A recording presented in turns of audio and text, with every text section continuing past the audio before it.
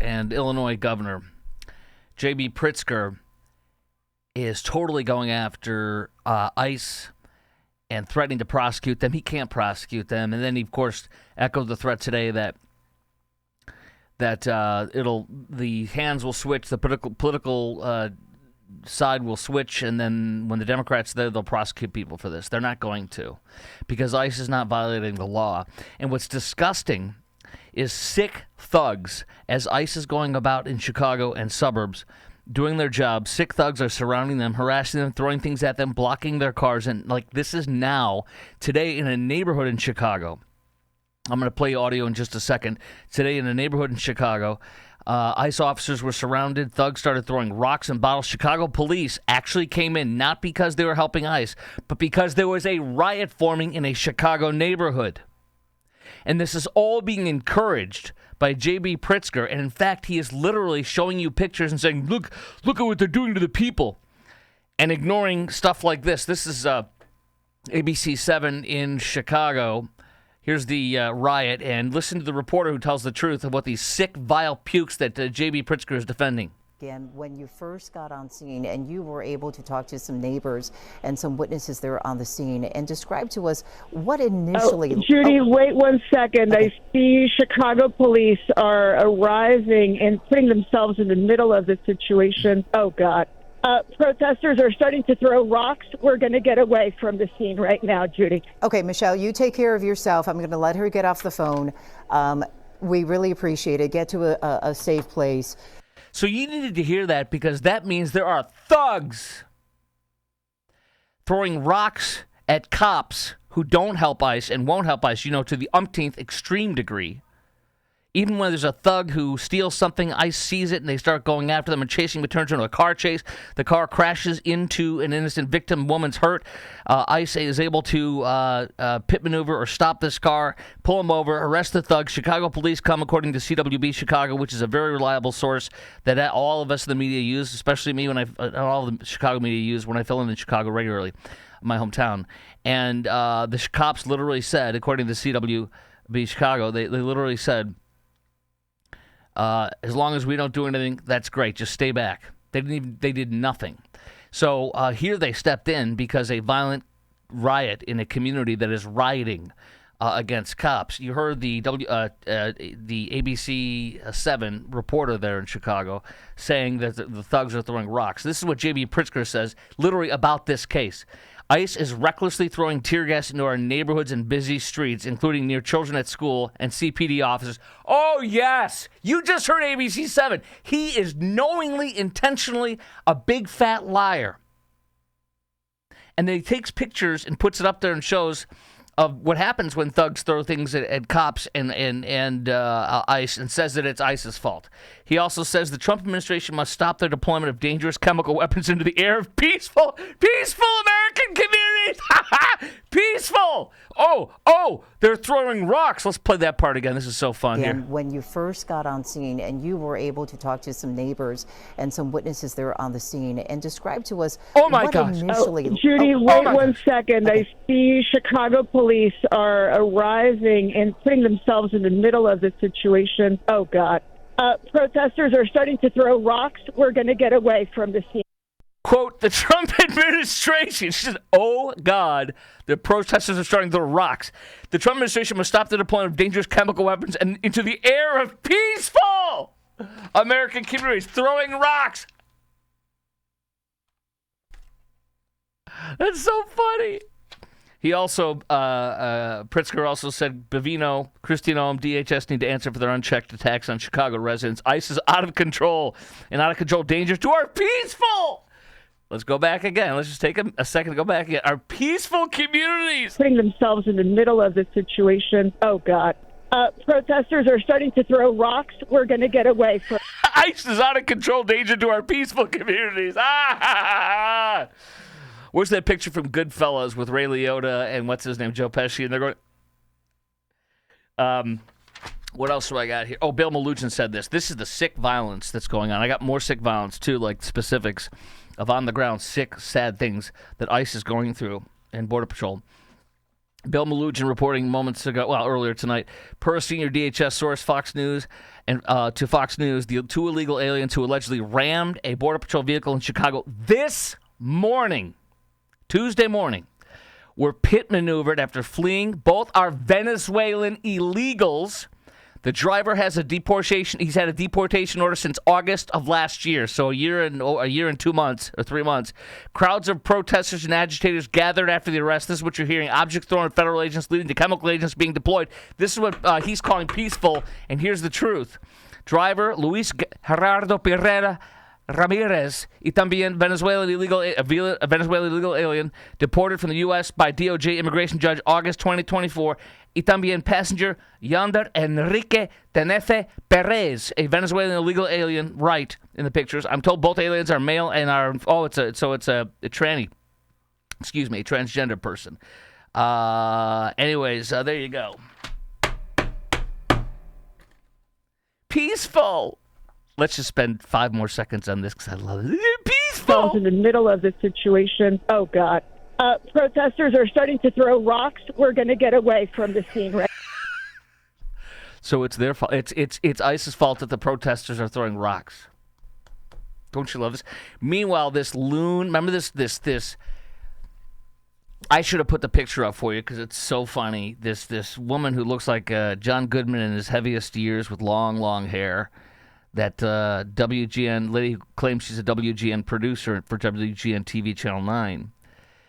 And this is great. Let's hear the audio of this, and you can also hear how sick and vile ICE is. And you're going to hear, and you know this probably already, and this woman, if you've seen the picture, she's not a looker, and she's very overweight, and her butt is hanging out with her pants, through the tussle of her resisting and the cops, the ICE and DPS, Border Patrol, cuffing and stuffing her. And by the way, Gregory Bavino, Homeland Security, says that she threw an object at ICE. There's some people saying slushies on the Chicago social media feeds I follow, but I'm not going to say it until it's confirmed. I wouldn't doubt it. But she was out there, according to Gregory Bavino and Border Patrol and ICE, she was filming or recording with her phone, and then she threw something at the ICE people. And then when she's on the ground, you hear, "I'm with WGN!" Well, WGN, here's the problem. If she's invoking where she works, and there was no reason to invoke WGN, she was using that, and we all know how that works. You use stuff if you know. So, and if she whips stuff at them, she could be fired eventually. Some of the people in my Chicago feeds are saying that the GN's not reporting anything, and they're quote unquote neutral, which he's picking on for it. And I don't under any circumstances doubt that they're leftists. They all are, but they're still not going to want her to be on their staff if she did something like that and then is claiming she's a producer. She's lucky that they dropped the charges against her, so they released her later on. But let me share just a couple pieces, and then we'll play the audio from this if you didn't make it, because you can hear the vile, sick people. You can hear ICE, a sick puke blocked in ICE. They're blocking them in now. ICE slammed the door. After telling them to move, they wouldn't move, so they just drove and they clipped their bumper and ripped that bumper off when they left by. Because they must do this. Twofold. Number one, somebody could kill them if they're blocked in. Number two, that person wouldn't move. Rip that frickin' bumper off. Let that SOB call their insurance and say, "Hi, I lost my bumper." Why? ICE ran me over. Oh, really? Okay. Do you have any video, audio? No? Do you have witnesses? Yeah. And they'll say, yeah, and they'll say, "What were you doing? What was happening?" If what is your insurance going to cover you and say that it's not your fault when you blocked them in? Yeah. They don't want to pay anything, even if you're in the right. But they ain't going to pay nothing on this one, and there's evidence. Tenemos evidencia, ¿sí? A little Spanish there, a little español, por favor. Gracias. TV producer, lawyers up after, this is the lady WGN. You'll hear from her in a second, and the people being sick and vile to the ICE people, and them ripping the bumper off of the car, blocking them in. But here we go. Walking to the bus stop. She says she was simply walking to the bus stop. "Hey, white lady, overweight, looking like a man with long hair, John Goodman in his fattest years. You're under arrest." For what? Yes, she was just walking to the bus stop, and she was rounded up, this white lady. I should have taken her picture and put it up on here for you. It's so funny. Lincoln Square is where this was. This is a suburb of Lincoln Square, Chicagoland, and she allegedly threw something at their vehicle, according to Border Patrol agents, and including the DHS and Gregory Pavino, the chief officer. They damaged an SUV after the driver refused to move out of the way. He blocked them in. Witnesses heckled them, calling them fascist and profane names. She clarified because she realized she was in an emergency situation caused by her own doing, and so she didn't think, and she blurted out WGN to try to get let go. That's where she could get fired. And any decent media employer, if you do something bad, even if you don't get prosecuted for it, and you pull that out, they don't want to be affiliated with it. She clarified she was not acting in any professional capacity as an employee at WGN at the time of arrest. No, but she used it to try to get out of your arrest. The agent stepped out of a passenger side, started yelling at the driver, move. Driver refused to move. Here, let's hear that audio now, because this is where I kind of trimmed it a little bit, because otherwise we'd be sitting here for a minute and a half. But here's the the gist of it. Here we go. What's your name? Debbie Brockman, I work for WGN. Her glasses are all like this. I should have showed you the picture. I'll do it next time. Let them know. I got you. Yep. Let WGN know. Also, let them know that according to Border Patrol and DHS, I threw something at them. Debbie Browning? Brockman, WGN. Do you guys want to share your names too, or you're just going to cover your face? Honest. Stop. Good job. I hope you're Seriously, get the fuck out. Fuck you. Get out of our fuck. Hopefully your wife and children make it home. Get out of our neighborhood. Get out of our. Hopefully your wife and children make it home. All these are threats, vile, sick things for law enforcement officers. You can not like them. You can, I mean, this is next level. This is sick. This is sickness. These people do not represent anywhere near the average Chicagoan. They do not represent anywhere near that. They represent the far left radical folks. And it's okay to be offended or not like this. That's fine. I could understand. I totally love it, but it's okay if you don't like it. It's okay if you're offended. But this is sick treatment that most people, period, even in Chicago, do not support this kind of crap. No, this is some fucking bullshit. Now wait a minute. You're gonna hear a kind of. It's not too loud, but you can hear the ICE rub up against the car that blocked him and refused to move, and just rip off the bumper, which I love. Rip that puppy off. Make it so expensive. I think it may have been a nice car like a Lexus. Yes. Some rich white liberal and or upper middle class or upper class white liberal, which is who the type of people these folks are that are like this. Go home to her husband, her low T husband, and explain that she's got a $3,000 repair on a car because she was being a social justice warrior. Oh! Yeah. Yep. Their license plate is going to get paid. Yeah. Get the license plate. I got your license plate. You can see the plates. They're like from California. They're from Illinois. You get to trace them back to some obscure government thing that you ain't got nothing. Go ahead. Get them. Yeah. We're going to get you. Good luck with that. What's your... You're gonna get paid. It's gonna suck. You're gonna get paid. They were talking to the person with the car. You're gonna get paid, all right. You're gonna get paid a visit by your insurance company. Good luck with that. Chicago's murder rate is 330% higher than the country's, the national average. So what do? You attack everything else, but the murder rate. Did you know that 6,200 people have been murdered in Chicago in the past 10 years? 6,200. That's an average of 620 homicides a year. There are 365 days a year. I ain't telling you nothing new. That is literally almost an average of 2 homicides a day over a 10-year period. Can you imagine 6,200 Americans murdered in 10 years in one city? Do you know that there's 110,000... I think it's 110,000 gang members. No, that's wrong. Yes, that's right. 110,000 gang members because, again, I have people that I'm very close with, Chicago PD and stuff like that. And I'll tell you this. I was told directly by them. And this is open. This is not a secret or anything. There are the police. I think there's about 13,000 officers in the city of Chicago. There's 110,000 gang members. They're literally the gang members outnumber the police something like 5-1 if you do the math.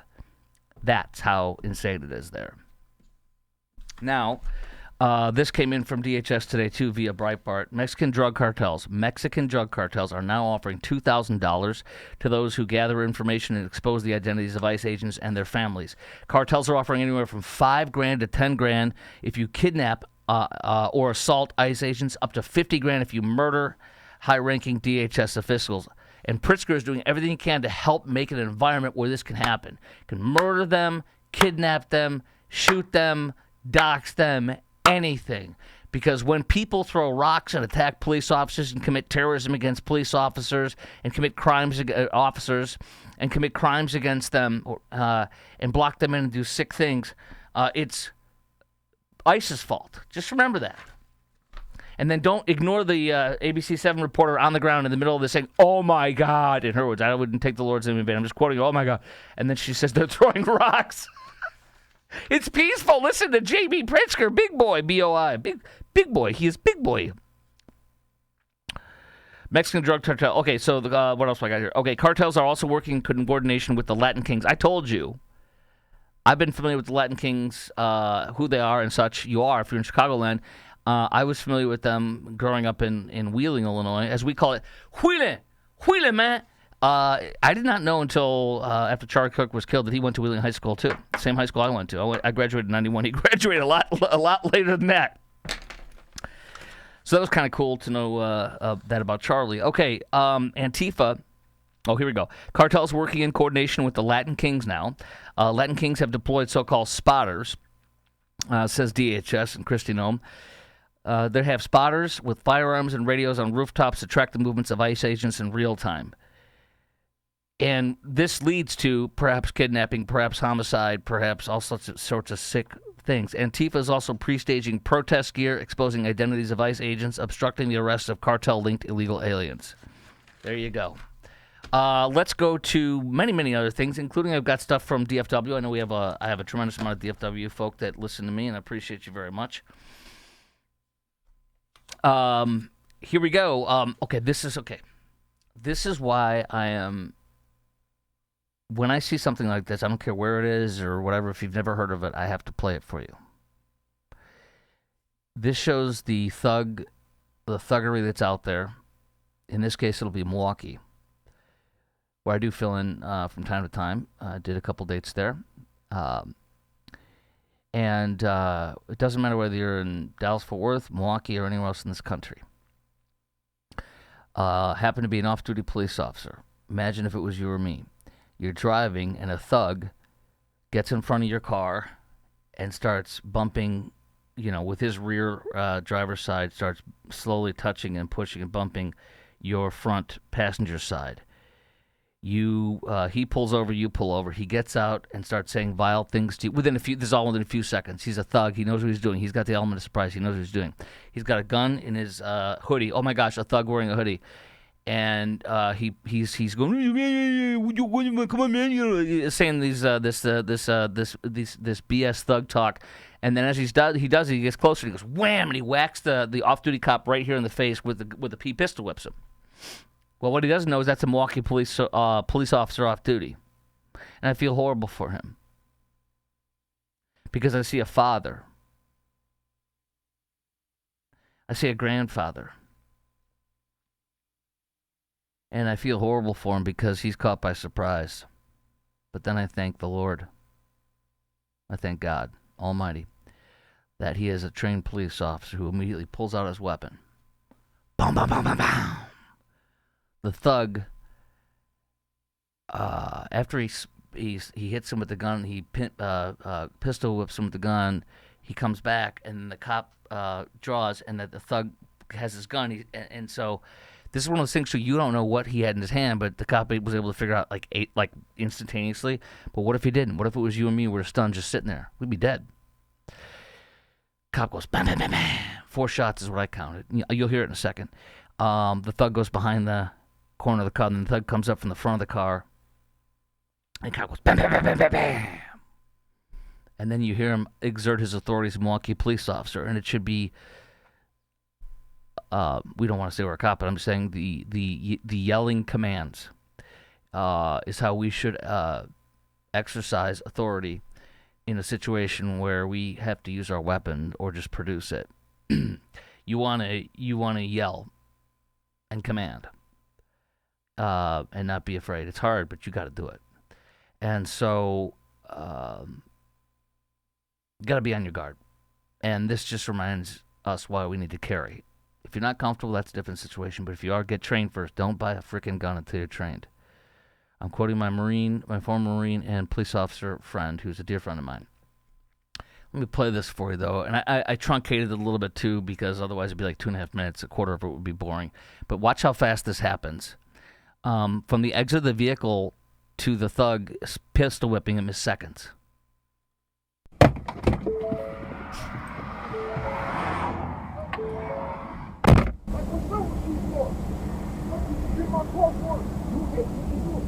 I'm in the fucking lane.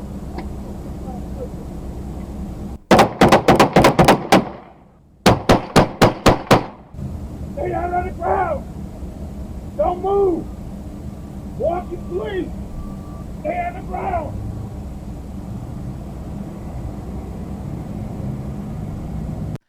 He was damaged. He was physically hurt. He was shocked, shaken.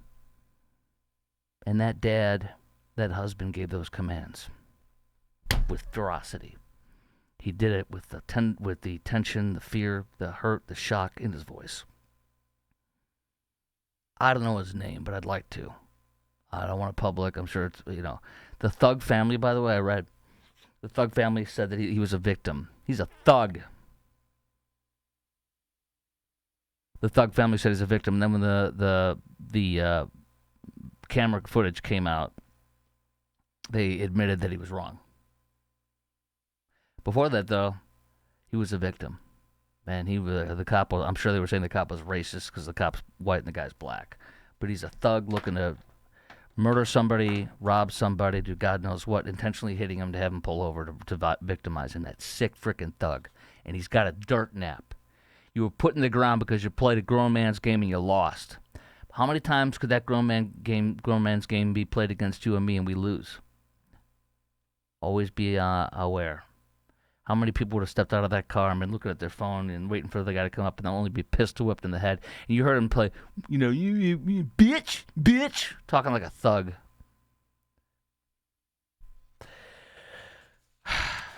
I just wanted you to hear that, though, because it's powerful. And I'm proud of him, and I feel the hardship and the shock and what he did, and he pulled it together and he did it, and I'm proud of him, so damn proud of him. That's the muscle memory and the training. I'll wait for that one later. Okay, here we go. What else do I got? Oh, the terrorist who shot up ICE in Dallas and murdered, due to his incompetency, he murdered 2 illegals and wounded a third. His parents have said, he was previously completely normal. Oh, he's completely normal. Oh, yeah. He had paranoid delusions before he did all this stuff, though. He had paranoid delusions, said he had radiation sickness, wore cotton gloves to avoid contact with plastic. He did all sorts of craziness. I have a total theory on this I got to share with you. Mom said he was fine, and then he went off to Washington State, where he answered an online advertisement for seasonal job harvesting marijuana at a legal cannabis farm in Washington. He appeared directionless and slept in his car for months. He also previously had been busted for, I think, trying to sell a couple pounds or several pounds of weed in the Metroplex, where most of us live. If you follow outside of Metroplex, God bless you. Here's what I think. And there also this one guy who's been on most of the shows on the station. I used to be on here in Dallas. Is a criminologist guy out of Tarleton State University. Anyways, he's like, this didn't just happen. He probably had schizophrenia. And maybe he does. Did. I don't think so.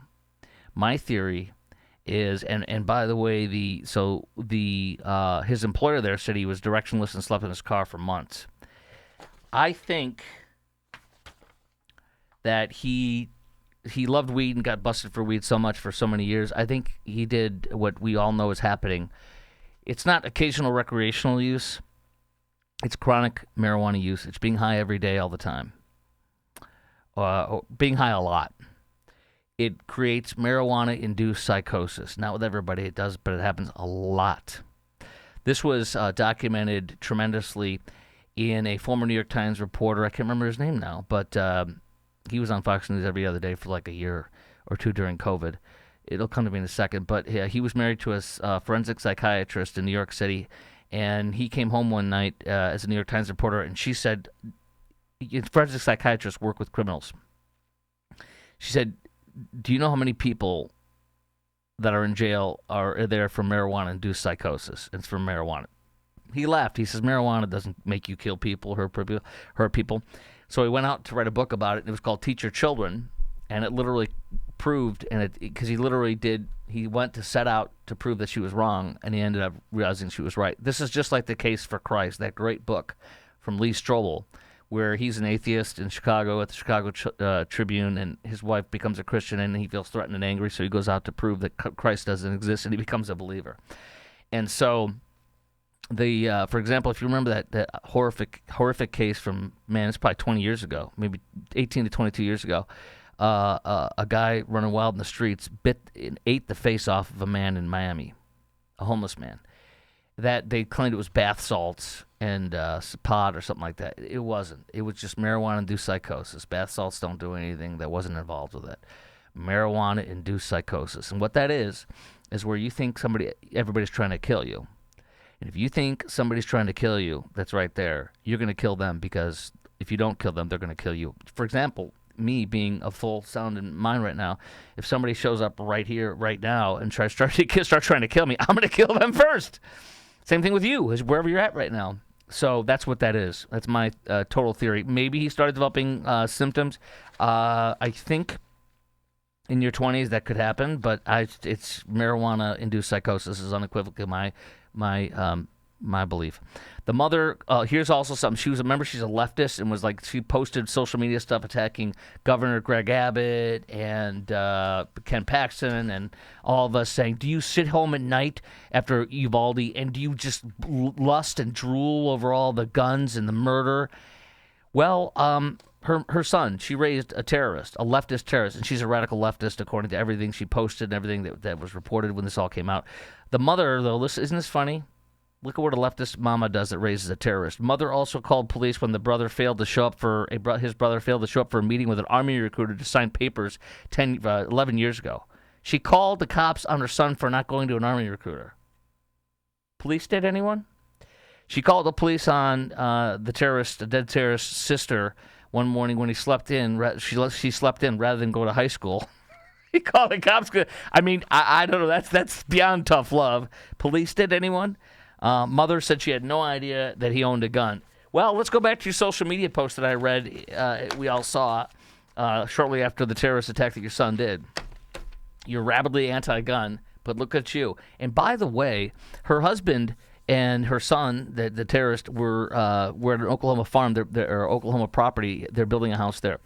And he shot with his dad, and that's when he produced that, what possibly, we haven't confirmed it publicly, but it looks like that may have been the actual single-bolt action rifle that he bought. And it's the same kind that the terrorist who murdered Charlie Kirk used. And he did it because he was inspired by him. He looked up stuff. He followed it, according to all the reports.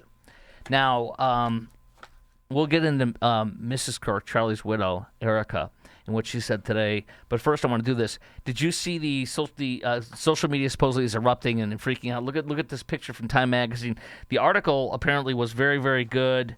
Trump said they wrote a relatively good story about me, but the picture may be the worst of all time. They disappeared my hair and then had something floating. Here we go. Here's the picture. And then had something floating on top of my head that looked like a floating crown, but an extremely small one. It's true. Look at that. That is very true. He looks bald, which he's not, and there's no comb overs. They've done that before. So it's a positive thing, but the picture is, I think it's unequivocally intentionally done to make him look horrible. There's no question about that. So there you go. Let's do it again. But I'll read you some of the comments that people have said, good and bad. There's still time to delete this, one person said. Another one says, I didn't even know who it was. That's funny. I mean, that really is horrible. It's stupid and it's horrible. Let's see what else. Some people praised it, arguing the editors knew Trump wouldn't like it. Quote, glad they used this picture since it pisses him off, quote unquote. It shows his right ear, which, as folks said, remarkably looks fantastic. And you got to think about it again. He literally was supposed to be murdered. I mean, there's that's just to sit here now still and think about that. That is, it's so easy to take it for granted and be blasé about it because it didn't kill him. But my gosh. Okay, a few more things I got here. Oh, this is great. This is great. The U.S. Department of Transportation says if you have you can only get a CDL, commercial driver license, if you speak the English, and if you're a green card holder or a U.S. citizen. That's it. Now comes from ABC 7, I believe in Los Angeles, not in Chicago. Now comes ABC 7 reporter to interview a man who is Indian who does not speak the English. Listen to this freaking story. Last week, Vivek Sharma went to the DMV to renew his trucking license, but he was denied. The problem? New rules surrounding the process.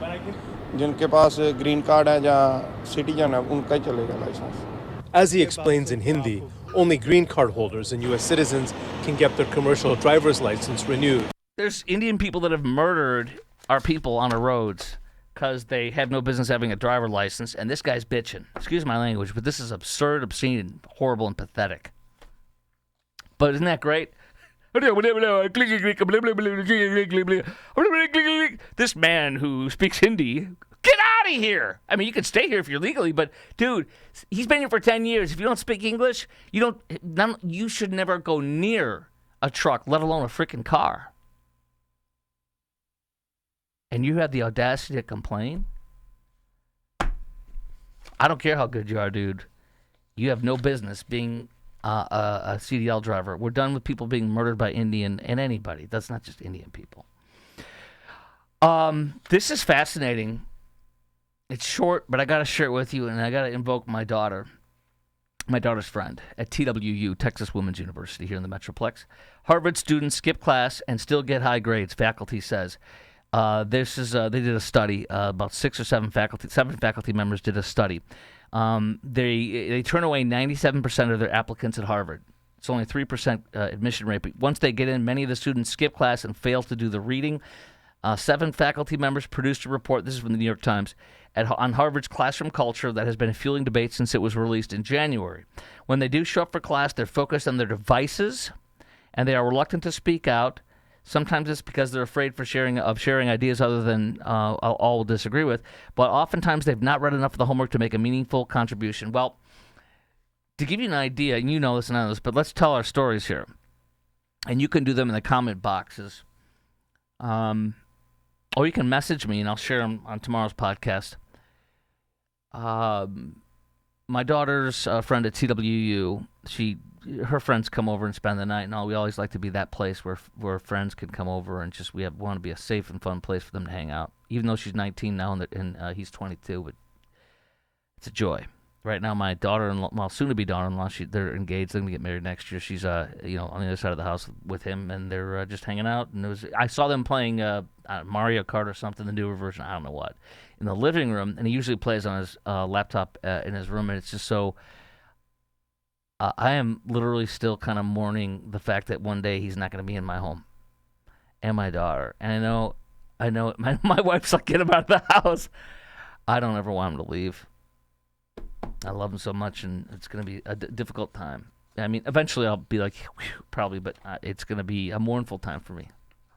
But anyways, my daughter's friend was over, and she was telling me that she wrote a letter to a guy upstairs or a girl, I don't know, saying, you're being loud. Can you please stop being so loud? Da-da-da. And the person wrote back, and it was riddled with spelling errors and grammatical errors. She was shocked how stupid the person above her is.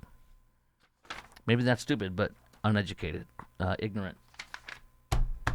God help this frickin' country. And her friend was homeschooled for a big chunk of her years, and she's a great student. One of her other friends was homeschooled like we were for our kids, and she's got a full ride at like OSU or something. She's got straight A's. Her mom's from the Dominican Republic, It's just this is the America story.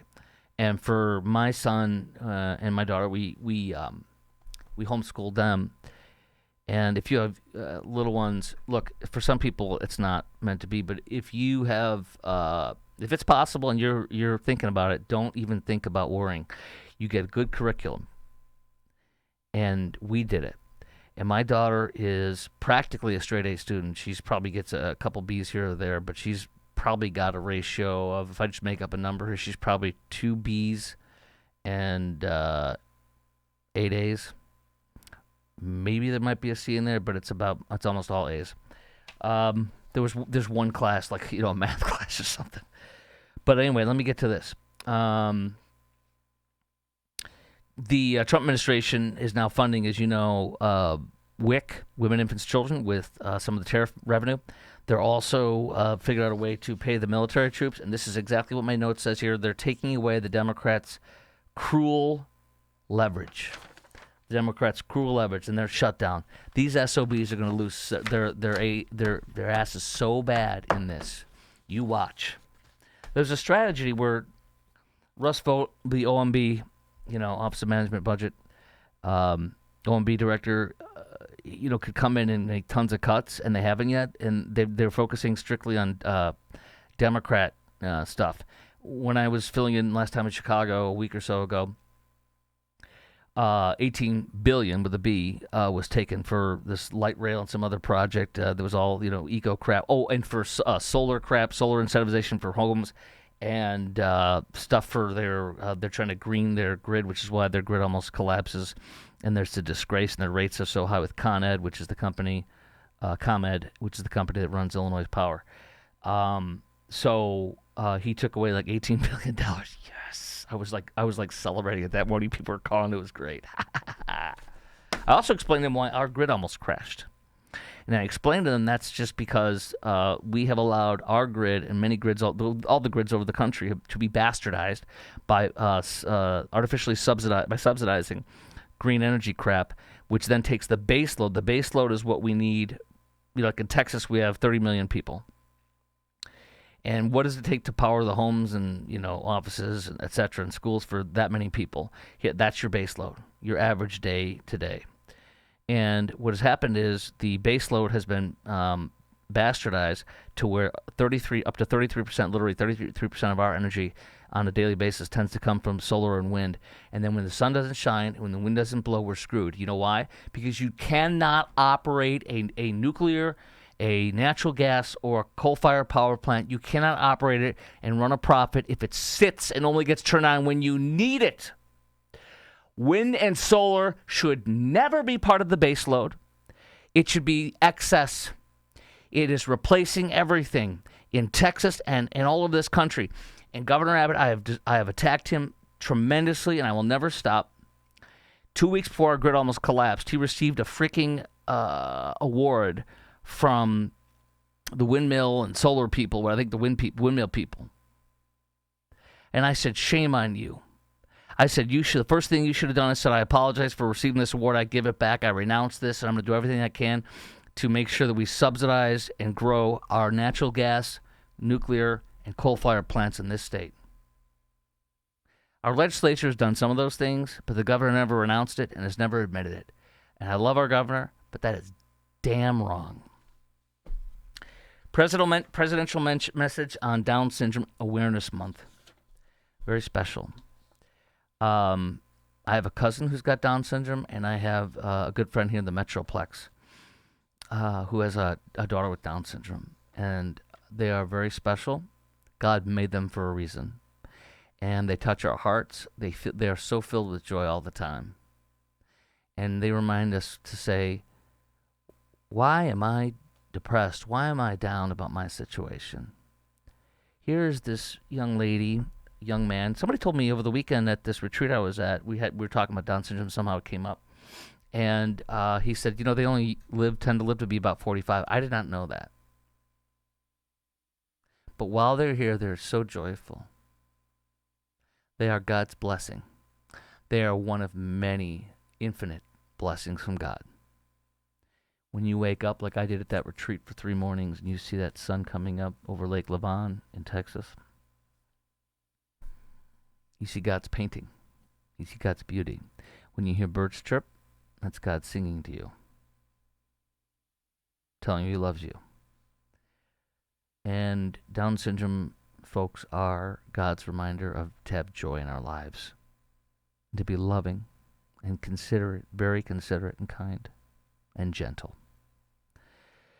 White House released a statement. I'm going to read a portion of it. Every child is created in the holy image. This is a presidential message on Down Syndrome Awareness Month, which we're in right now. Every child is created in the holy image and likeness of God. I'm going to slow down. This is too important. Every child is created in the holy image and likeness of God with inherent dignity and worth. This Down Syndrome Awareness Month, we recommit this immortal truth. We celebrate the extraordinary individuals living with Down syndrome who bring joy, wonder, and meaning to the world, and we extend our heartfelt gratitude to the families and caregivers who navigate the challenges and blessings of raising children with developmental disabilities with unconditional love. Lastly, when I was in Atlanta, my wife was behind in Minneapolis, St. Paul, with her brother selling the house because I had to get to Atlanta and work. They needed me right away with my new job. And so my wife had to go for a checkup. She was pregnant with my daughter, who's now 19. And she went with one of her dear friends, the wife of a police officer in Minneapolis, St. Paul, who I went on a ride along with. And then we became besties. We still are. And he said to my wife, the doctor said to my wife, "Your baby may have Down syndrome." And then he mentioned abortion. My wife was just devastated and crying. She called me. We talked about it on the air that night in Atlanta. She was on the phone with me for like an hour. And people were calling in. And my boss in Atlanta, who's an amazing guy, he's semi-retired now. He doesn't run the station anymore, though it's a monster station that's massive. And he said it was the best show he'd ever heard, at least me do. He said it was just, he was riveted. And first of all, my wife, even before, we were not walking with the Lord, then we would have told you we were Christians, but we didn't have a relationship with Jesus. And she always has been radically against abortion. And so she was hurt and offended at the thought of abortion. It was a sick bastard telling my wife to murder my daughter as an option, pushing it. And there was an amnio thing where they could poke the baby and, put a needle in there. And by God's grace, my wife said, "Hell no. You're not putting a needle. That's my baby, and I'm keeping my baby. Don't touch it, that baby." And so when we came down to Atlanta, what's really cool too is, and this is any hospital would have done this, but they do markers where you could do a whatever that's called, right? I can't remember what it's called. And they can see the bones. There's a way the length of the bones are. So we were keeping the baby. And so I had to, on that show that one night, I had to realize that I literally did. I was telling my friend this over the weekend at the retreat. My daughter being, I don't know if we know the sex of the baby yet, actually. I envisioned my daughter and my son being, 30 or 40 next to me on, like, rocking on a porch and having this blessing, but also difficulties, challenges for the rest of my life. And so I was mentally preparing for that. And then when we came down to Atlanta at the right time for the next checkup and everything or whatever, they had a specialist doctor to do the wow, wow, wow on the belly. And I know you're yelling it right now. I just don't know what it is. And there's markers in the way the bones are growing and stuff and the length. And there were no markers showing Down syndrome. So how many babies have been murdered? And how many babies have not been born because they didn't want to have a Down syndrome baby, which is a blessing to us all. Erika Kirk fighting back tears now today and saying this is the sweetest thing she said in her speech today with Charlie Kirk posthumously getting awarded the Presidential Medal of Freedom. By the way, this is the first time the Presidential Medal of Freedom has ever been etched on the back, and a cross, a cross, I should say, was on the back of that. And that's awesome. Here we go. Honestly, President Trump, I have spent 7.5 years trying to find the perfect birthday gift for Charlie. And it's so difficult. And those of you that have spouses or loved ones, you know how difficult it is sometimes to buy a gift for someone that you love, because he wasn't a materialistic man, so that also did not help. But now I can say with confidence, Mr. President, that you have given him the best birthday gift he could ever have.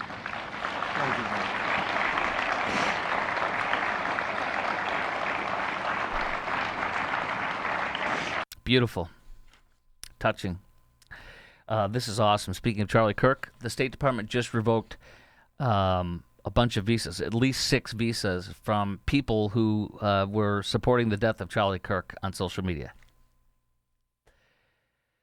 Illegals, or not illegals, but nationals from Argentina, South Africa, and Mexico were among those deported, visas revoked. We are not obligated, the State Department said, we're not obligated to host foreigners who express wishes of death upon Americans. One Argentine national said Kirk devoted his entire life to spreading racist, xenophobic, misogynistic rhetoric.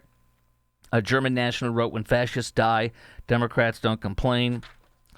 Secretary of State, Deputy Secretary of State said, please feel free to bring such comments by foreigners to my attention so that the State Department can protect the American people. Days later, Marco Rubio said, if you're here on a visa and cheering on the public assassination of a political figure, prepare to be deported. Yeah! I voted for that. Trump. Trump blows up another Venezuelan narco boat. I love this. Here we go. Hold on. They blow up so young. 6 people murdered, not murdered, blown up on a boat, killed. It was 6 male narco terrorists in international waters. No U.S. forces were harmed. Are you sure we didn't bruise our finger when we pushed the button? We've killed at least 27 people in 5 strikes. I love that. By the way, a friend of mine who worked Coast Guard for many years has told me this several times. This is how they used to do it before we blow up the boats, which I love that we do that. I'm a massive supporter. They fire shots, warning shots over the bow. They don't hit the boat, but they fire in front of the boat. If they don't stop, then they'll take out the engines. They'll shoot the engines with a sniper from the chopper that my buddy used to work on and be one of a 5-man crew on the chopper. So good times, y'all. Good times. And again, I don't mean to belabor the point, but they blow up so young. Congratulations to North Richland Hills residents in Metro in Dallas-Fort Worth.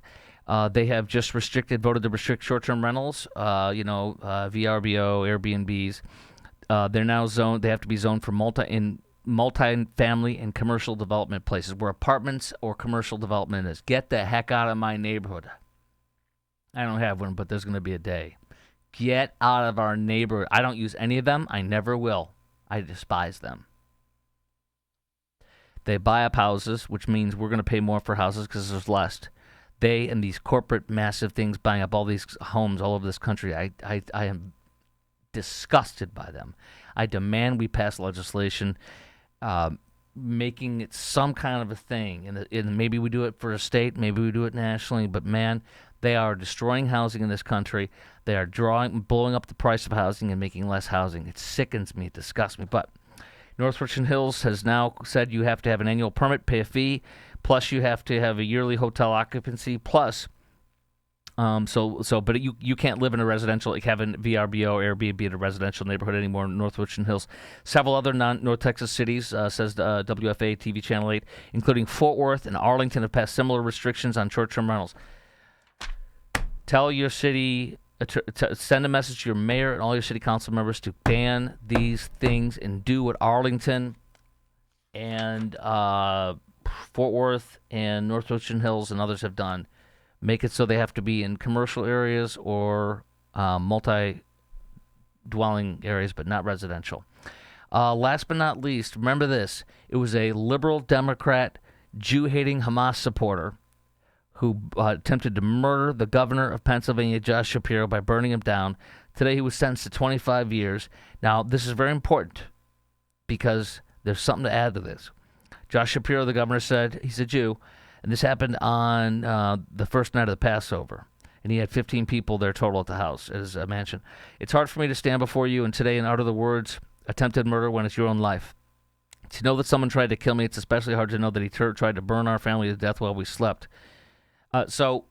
Okay, first of all, this guy's on your side of the political persuasion, just so you know, and he's a Jew hater and a Hamas supporter because he yelled Free Palestine. He has Free Palestine stuff everywhere.